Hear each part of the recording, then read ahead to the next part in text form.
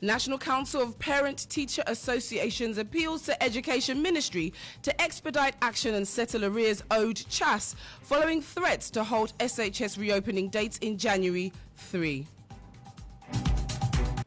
So all that we can do is to appeal to the ministry, do the needful, so that it doesn't escalate to that angle. If Charles is biting now, it means that the situation has become so bad. Also, calls intensified for immediate resignation of EC Chair Jean Mensah and her two deputies over allegations of bias during December 7 polls. And managers of Acquah Asantewaa's second sing-a-thon attempt, hopeful of a bigger turnout as she pushes more hours towards the 105-hour record. We've got this and more coming up. Do stay. Starr News is coming to you live on Ultimate 106.9 FM in Kumasi, Empire 102.7 FM in Takrady, Zeps 95.9 FM in Zebila, Nissim 100.1 FM in Lamshao, MyStar Radio in the USA. Also live on Facebook on Starr 103.5 FM and on starfm.com.gh around the world. This is Starr 103.5 FM. Starr News. Informed, in depth, in touch. You're once again welcome to the Starr Breakfast News with me, Nanama Acquah.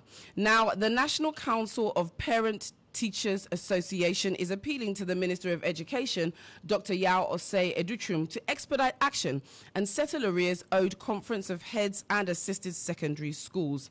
This follows threats by members of CHAS to halt reopening dates on January 3, 2025 if the government fails to settle outstanding arrears. According to CHAS, although the government has released some funds to certain schools, these disbursements have not fully addressed critical issues.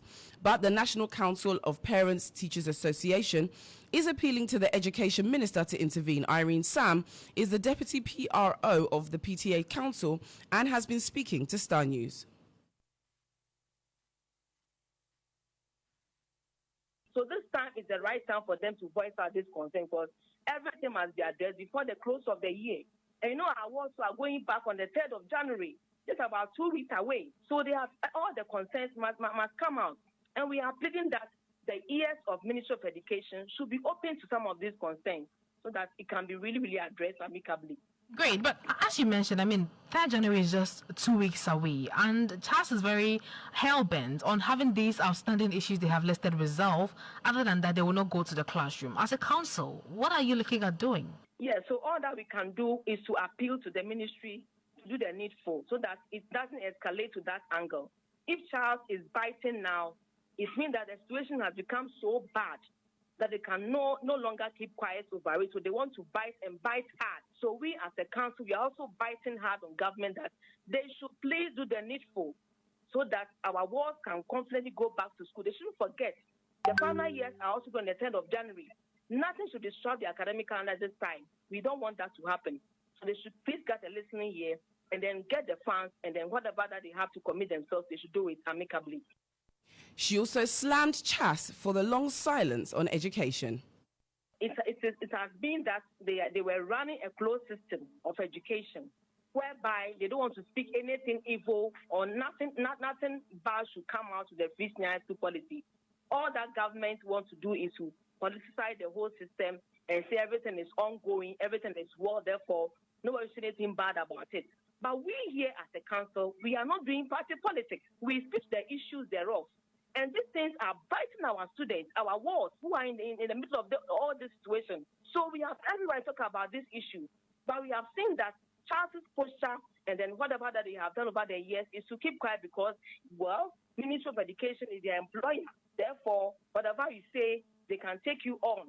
You are either removed, you are taken out of the system or whatever, which shouldn't be the case. We are in a democratic era. We have every right to view our concerns, no matter how it is. So we don't see this thing. In the good limelight at all. Now, anchoring democracy movement Ghana, Adam GH, is calling for the immediate resignation of the Commission's chairperson, G. Mensah, and her deputies over concerns of bias during the general elections.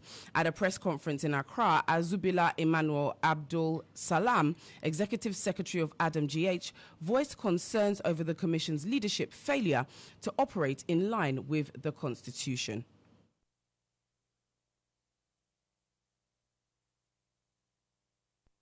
We'll bring you more of that report in subsequent bulletins.